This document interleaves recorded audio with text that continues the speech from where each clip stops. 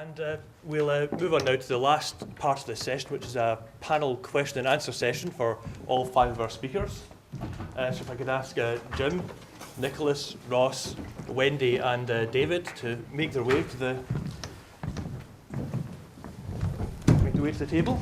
I just wondered from the recent prosecution from the surfthechannel.net chap in Newcastle, what the panel's view was of FACT and their methods.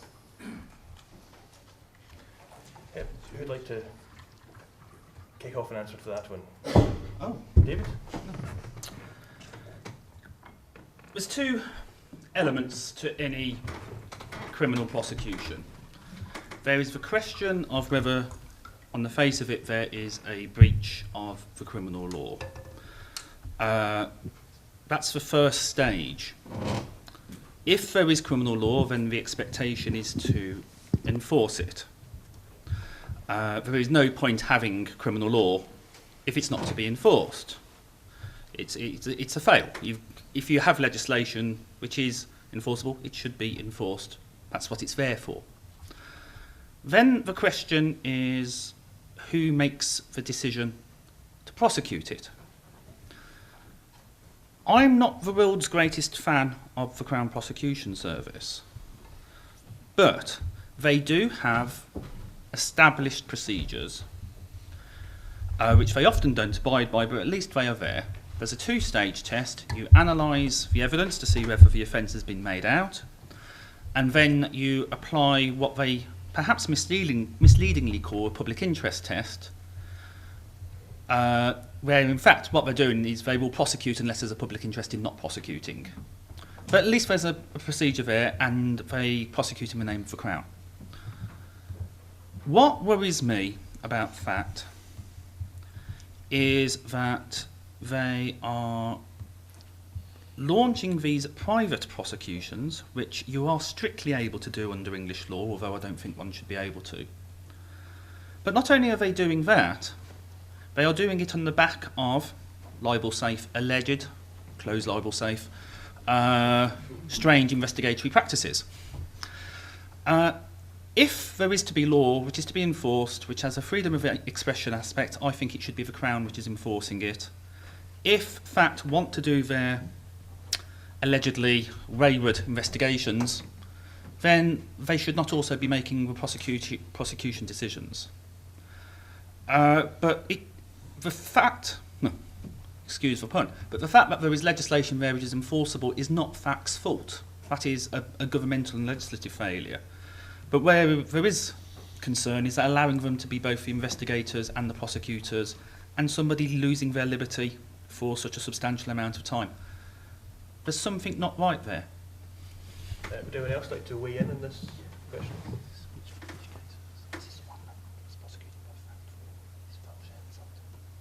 So we can legal briefing here. Yeah. So I'm on the org advisory board, as you can see. Yeah. Well, there are instant advice. there are So, Jim, sorry, no, just Ross. Yeah. All right. So, I missed which case this was specifically that you were talking about in relation. The channel.net, the chap in Newcastle, Yeah. for 4 years. So, people have raised some concerns about possibly all kinds of things like the quality of the evidence and so on. But I think what's consistent with all of these is a rather strange and close relationship between the police and FACT, who seem to, I don't know about this particular instance, but there have been cases, it seems quite normal that FACT turn up, firstly they advise the police when criminal copyright infringement is taking place. So it's not the police doing the investigation. Then they turn up when the police do the raid. The police do the raid essentially so that they've got permission to go and bash the door down or whatever and seize computers. Then the details of the computers are copied and given to FACT for further investigation, which doesn't seem right either. And in some cases, it isn't even clear that it really was criminal copyright infringement. So sometimes it is, but sometimes it really isn't. There was a case of somebody in Glasgow who was prosecuted for file sharing. It wasn't clear to many people that was genuinely criminal copyright infringement. So I think the FACT have they have a clear policy of trying to clamp down on copyright infringement online and to target people who are they think are engaged in criminal copyright infringement or just copyright infringement, and they are persuading the police to take action in a way that is inappropriate, not least because the police don't have much of a clue when it comes to copyright. I mean, how are the police in every town and borough across the UK meant to understand the intricacies of copyright law and the boundaries between what's civil and what's criminal? They rely on these people too much, and the result, I think, is that people are being victimised. I won't say which ones, and I won't say in which cases, but it's become a great concern to us. And Ross wanted to comment. This is part of a wider pattern. Let me give you another example. Back in 2005, the government in its wisdom decided that you could no longer report fraud to the police, you had to report it to your bank. Magically, 1 million or so crimes disappeared from the statistics overnight. And meanwhile, the police's fraud squad, the dedicated check and plastic card unit, which is jointly run by the Met and the City Force, gets over half of its budget paid by the banks. And guess what happens to you if you're the victim of a fraud by a bank insider? Well, hey, nobody wants to know. So it's very, very convenient for the banks that for a few £1 million a year, they've got to capture and to control effectively all relevant fraud prosecutions. It's an awful lot less fun for the large number of people over the last 3 years, for example, who appear to have had bogus Barclays cards issued on their accounts as a result of fraud or negligence in Barclays call centres. And the only people there who get their money back appear to be those who are articulate, middle class, able to hire lawyers. The rest just basically get the bum's rush. This is part of a systematic problem in that the legal system is losing it. The legal system is no longer being a player in the way it used to be in disputes that relate to electronic stuff and internet stuff.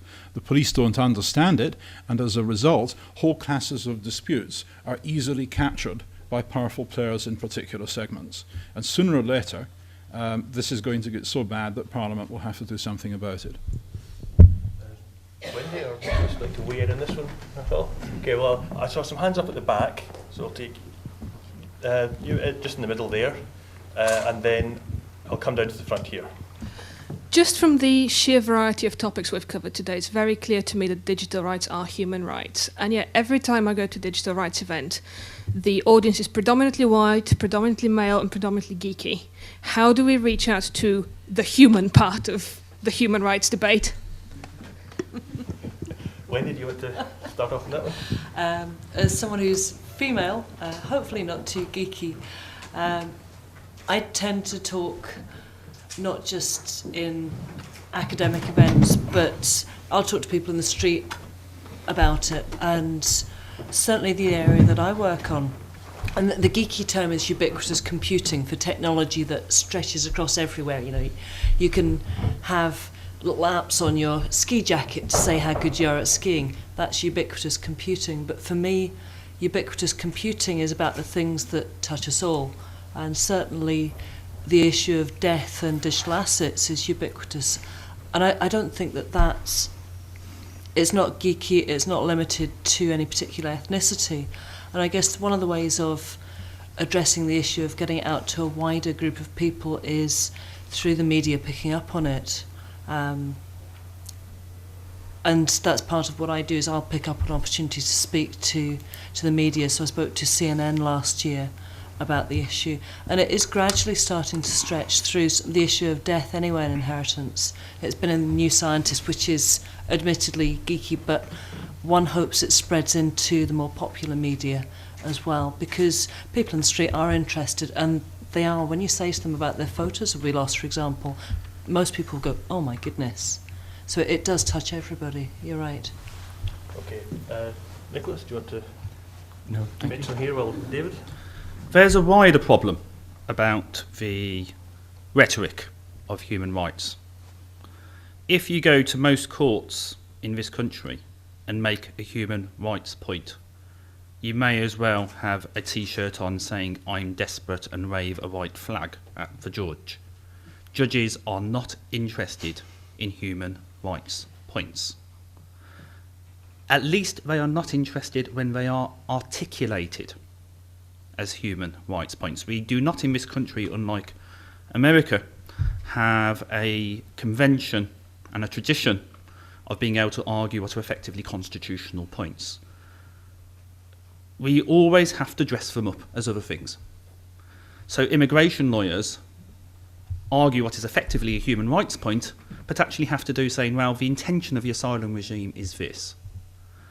In the Twitter trial in the second High Court hearing, having argued human rights points first time round and got a score draw, I took the decision that in no circumstances were we going to argue a human rights point on its own. So we effectively won a human rights victory, an Article 10 victory, but we did not make any Article 10 freedom of expression submissions to the judge. We had to dress them up. And my suggestion on digital rights is you will be more effective, unfortunately, at least in England and Wales, by arguing the points in terms of efficacy of the digital age, making how do these things actually work, rather than actually trying to invoke human rights, because unfortunately, given our political and legal culture, that means that certain people who want to take you seriously won't take you seriously. Jim, do you want to? Yep. So I think there is always some of that, and I think certainly when Allgot argues its points, we tend to, particularly to politicians, take a very long practical look at what we're saying. But when we're talking to individuals, I think we all do know what our rights are and where those boundaries are, and we do have to take those quite seriously.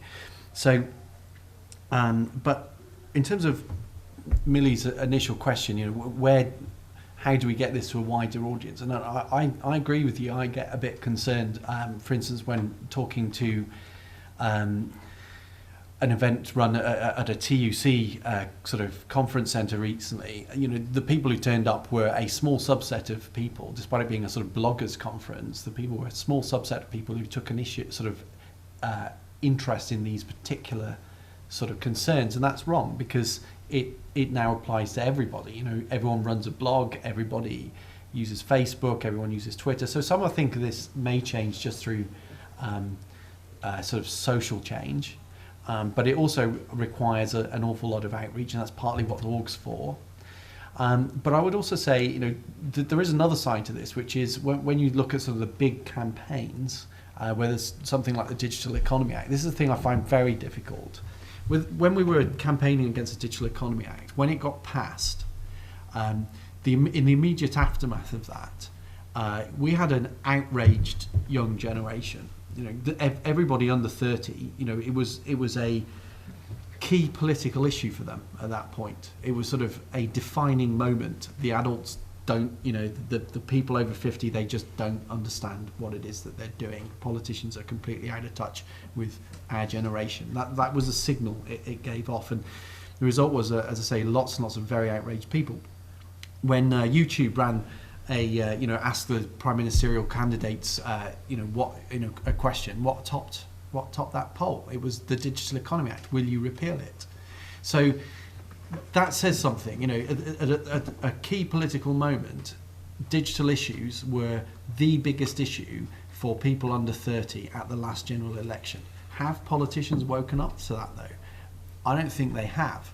I think the fact they're still pushing the Digital Economy Act, the fact that they're somehow pushing this data communications bill, I think that says they haven't woken up to the strength of feeling which is out there. It's not always articulated, but when something like ACTA comes along, or SOPA and PIPA, you have this sea change. People understand that lobby interests are attempting to restrict the internet for their own good and not for our good, and that does change the nature of who turns up to these meetings and who does what online. So I think at key moments it's already there. But what isn't there is a political understanding that if you poke and if you poke this internet thing, you're going to get a swarm of hornets coming out. I don't think politicians have understood that, but that something needs to happen along those lines within the UK. I think for their political consciousnesses to change. But yeah, I think a lot of the country already is where Millie asks, but for whatever reason, we don't always see them in these rooms. Okay, we've got a question down at the front here, and then we'll go up the back. Thank you. I'm white and male. I don't think I'm a geek, not yet. Can I ask Ross to comment on something that David said?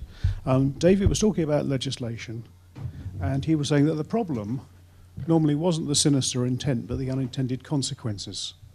How would Ross apply that to the draft communications data bill? Do you think that the intent of this piece of legislation really is sinister, or do you think the real problem is going to be the consequences because Parliament's going to cock it up?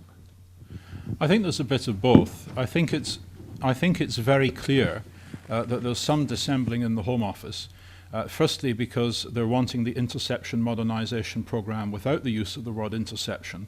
And the bill is very carefully drafted so that although it gives the Home Secretary the power to compel BT to go and install 10,000 NARIS boxes, and the bill says that the bill itself doesn't permit interception, there's nothing in it that prevents these boxes from being used for interception under IOCA and RIP later.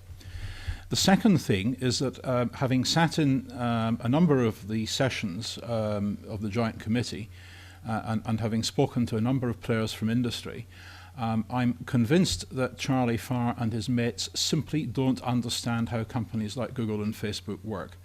They think that Google works rather like a phone company, and they look at somebody like TalkTalk and they say, hey, these guys automatically service 15,000 requests for communications data a month. You go as a policeman, you log on, you say, give me Charlie Farr's cell site location history, and back it comes, boom, there you are. Why can't we have the same for Google? I think that they are simply not people who use these services because they have spent all their lives in the classified environment and they're not allowed to. They have to use Whitehall systems rather than modern systems. I don't think that they have stopped to think about the consequences for British national security of what happens when someone from the Cabinet Office or someone from the Foreign Office goes to Cairo International Airport en route to an official visit to South Sudan and opens her laptop, goes on Gmail, and the Egyptian Mukhabarat says, we'll have that, thank you very much. It's just not been thought through. Also, I don't think they have any understanding of the engineering that's involved in scaling up from a communication service that has only got 3 or 4 things of interest, the call data records, the cell site location, and so on, to one like Facebook, where you've got over 40 different ways for two Facebook users to communicate with each other. And finally, I don't think they understand what's involved in doing large projects in companies like that, which tend to be organized into small cells of people working on a particular product. I don't think that Facebook is actually organizationally capable of putting in wiretap for the simple reason that they've got less than 1 engineer per million active users. And so if they're faced with the prospect of legal compulsion to put in wiretap, they'll either have to buy enough MPs that it doesn't happen, or withdraw all their engineering staff from the UK. I don't think they have an alternative. Can I just wait a little bit, because Nicholas, you've dealt with a lot of these issues in terms of US legislation, and what do you think is the balance between, shall we say, malice and short-sightedness there? We do have a huge problem in the United States that legislation is written and people of a strong technical background are not brought into the discussion. I mean, I hate to call the legislators Luddites, but they tend to be like an older crowd, and even the younger ones don't really seem to know that much of what's going on. Even their aides don't know that much. So that's a problem we're trying to address when working with the American legislature, getting more input. Now they're going to the big companies, they're going to Google, they're going to Facebook, and this is a new development. But of course, those companies are mostly representing their business interests. They're not necessarily representing the interest of the users per se.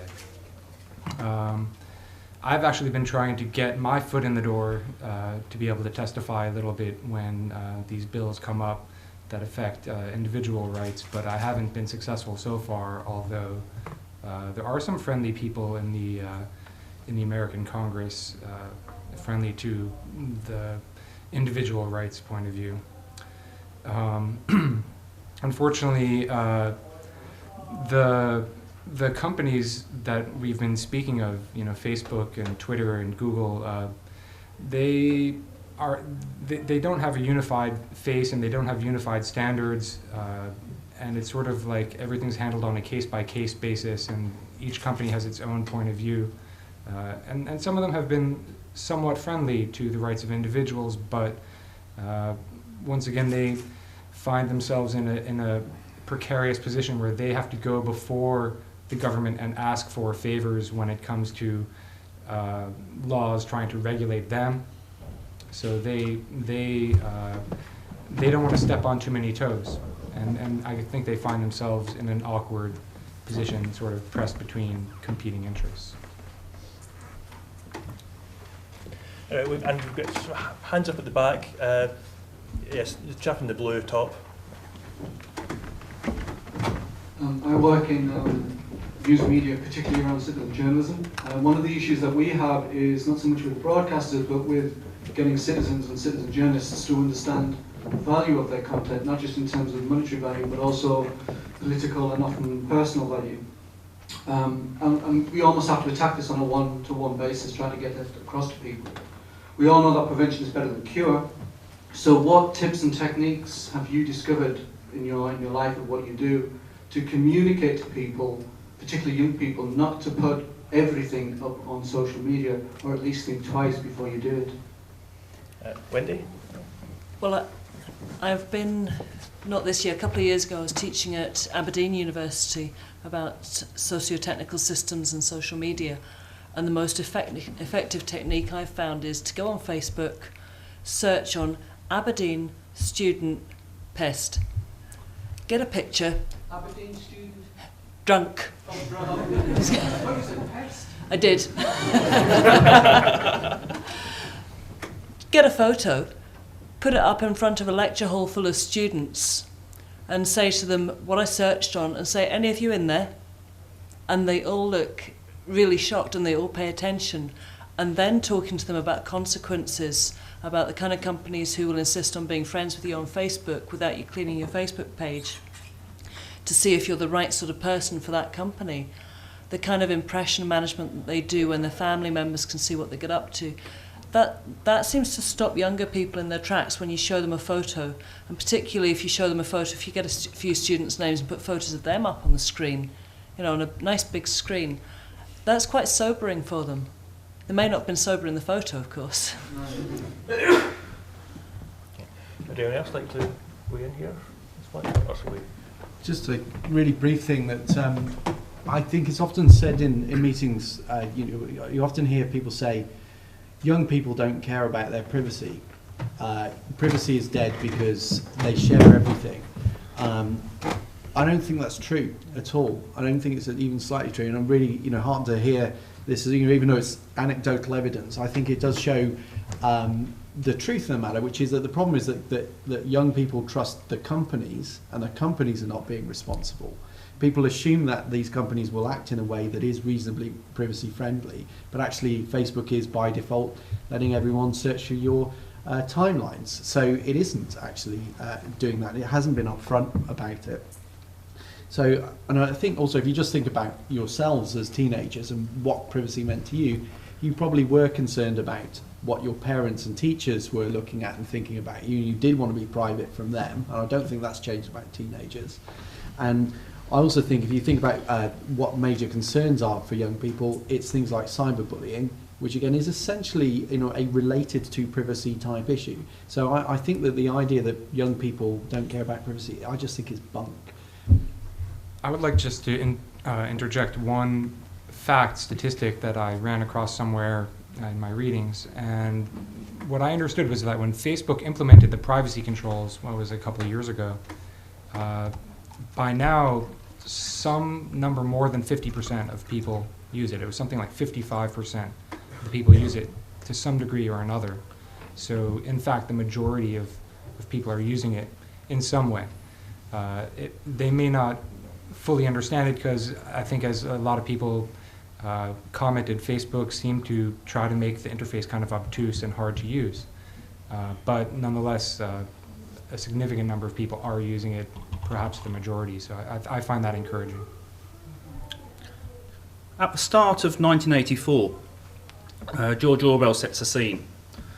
And before you really get on to the controls over free speech and the obliteration of memory, you start off with a very stark image of Winston Smith going into his apartment. Huge screen there. And he is cowering in the corner of his own apartment, keeping a journal. What George Orwell missed was the fact that he would be typing that journal onto that screen now. And that information which he would normally keep in a little journal is going straight into the information which is being kept. That was what one oversight of George Orwell in that one scene. The whole idea that in 1984, in 40 years after he had written that book, the story, people would still be using old type media to keep their information. What has in fact happened is the way we are keeping information is now more available to those surveillance screens. Okay, we have time for one last question, so if we could make it one where the panellists can give a short answer, that would be great. Just really quickly, so if we're looking at the intersection of human cognition and law and IT, one of the really big problems that we have, terms and conditions, things like that, are really too hard for people to understand. Is it because, so getting more people aware of this stuff, are things like infographics and etc., things that can visually explain to people just what their rights are and how things affect them? How important is that? Because let's face it, no one's going to sit and scroll and read a lot of these things.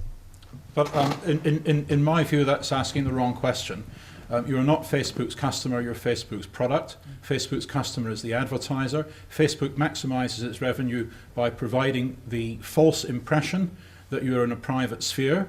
It therefore goes out of its way to make privacy not salient. And if you go and look at the privacy policy of Facebook or of any of the other 40 or so social media sites that there have been, you'll see that there's reassuring stuff at the top of the privacy policy, and the capitals with all the nasty legal stuff are at the bottom. It is strongly in Facebook's interest to see to it that you don't read the privacy policy unless you're a fanatic and you read right to the bottom. And if you're someone like one of us, when you read right to the bottom, you'll get off Facebook and not pee in the pool for everybody else. So the idea that privacy policies should be made easy to read is completely counter to how the economics of this business works. David?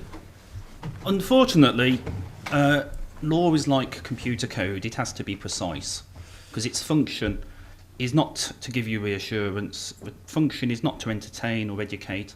The function of any legal text is so that it is enforceable in court, which means that you have to have something sufficiently precise to tell a judge that in a given situation there would be outcome A instead of outcome B. So unfortunately, legal prose drafting has to be very precise and has to deal with a great number of potential factors. One philosopher once said that every great philosophy is based on a simple idea, which is simply expressed. What becomes more elaborate are all the defences against possible criticism. And that's the same with most legal things. The reason why statutes and contracts can be very dense is not because the underlying transactional purpose is complex, it's because they're dealing with various possible outcomes which they're having to provide for. So unfortunately, although I try and write as clearly about law as possible, and most legal ideas can be explained simply, there is a reason why terms and conditions and privacy policies have to be written in that way. Coming to the content, I agree absolutely. The rights which are provided for by some of these companies are absolutely abhorrent. But that's not the fault of the privacy policy, and still less the fault of the writing. It's what they're trying to get away with. Jim? So I suppose the counter side to what's been said is that if you can come up with easy ways for people to understand what's being agreed, then that's a reasonable way forward. And certainly there are organisations as diverse as the European Commission through to Which who are trying to push in this sort of direction. And I'm sure there's some merit in it, although I think for the reasons stated it may be difficult for companies to really wish to express exactly what it is that they are providing for. To take it a little bit away from privacy to sort of copyright, I think there have been some really horrendous examples of sort of copyright land grabs by most of these, lots of these sort of social media companies. And again, there's a reason for that. People, they want the material and they want to be able to use it as many circumstances as possible. So they just essentially get you to sign your rights over, not exclusively, but that in perpetuity they've got a right to use your photographs, etc., in whatever way, shape, or form they might want to. And obviously that's pretty obnoxious, actually, and you don't really want agreements like that. So I think at the very least we do want people examining and looking at this and exposing it. That's at least a start. And then in terms of maybe there are places where it's easier to get good practice. So things like Creative Commons, which are complicated legal agreements in the background, but very easily summarized, share, alike, non-commercial use or whatever. These are ways that we can all very quickly understand the intent of the licenses that we are signing up to. So I think, there must at least be some examples where we're in charge, where it is possible to do what you're suggesting. Wendy? I'll couch my answer in terms of Alan Turing. I think there's a good opportunity to use technology to translate very complicated legal documents. And it's something we've seen already. Edinburgh Royal Infirmary has had a project with Aberdeen University translating complex health information for different recipients with different levels of skill, different levels of linguistic ability. So I don't see any reason why we can't use artificial intelligence to take very complex legal documents and rewrite them in a way that's easily understandable to the average tabloid newspaper reader. And it would be a really good use of technology to do that. Okay, and last, Nicholas? There was a study done in the States at Carnegie Mellon University that talked about terms of service agreements and the average internet user, which determined that the average person would have to spend something like 79 days a year reading all of them, if they actually bothered to. And for most people that have to work to pay for their bread and their rent, that's not an option.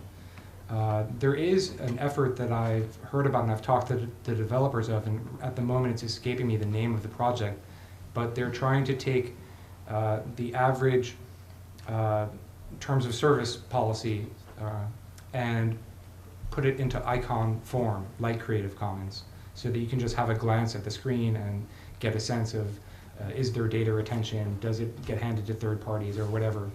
The problem... TOS-DR. What's that? TOS-DR.info? No, that's not it. There's probably a number of competing ones, and I think it's a great idea because I like, Creative Commons, I find it very intuitive to just look at it and understand what the terms are. Unfortunately, the kind of underlying problem, or like the 800-pound gorilla in the room, is that so many of these companies' business model is based on giving away their service for free and then data mining the habits of the users. And no amount of icons are going to really change that fact. Yeah. Okay, well, thank you very much. We're going to have to wind it up there, I'm afraid, because we're a few minutes over time. I'm sorry not everyone's been able to ask their questions, but I'd like to thank you all for a very stimulating and wide-ranging discussion today, and ask you to join me in thanking our panel of speakers.